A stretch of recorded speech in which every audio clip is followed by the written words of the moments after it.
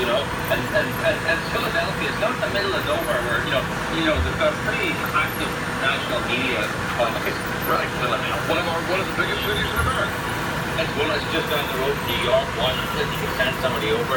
So I was in Philadelphia for Crack Nation, for a documentary on fracking, and I heard about this murder trial down the road. And I went down to that turn the spoon a day off to go and sit in murder trials.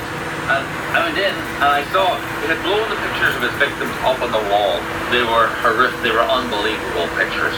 The evidence I heard was just shocking. I've covered the troubles in Northern Ireland as a journalist. And there was Colonel Gosnell sitting inches from me. But behind me was the most shocking thing of all. It was row after row of empty press benches. Empty press benches. They didn't want to cover it. They didn't want to cover it.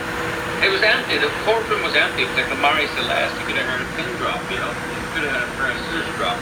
And so the media didn't cover it, and they refused to cover it until they were shamed into covering it by a man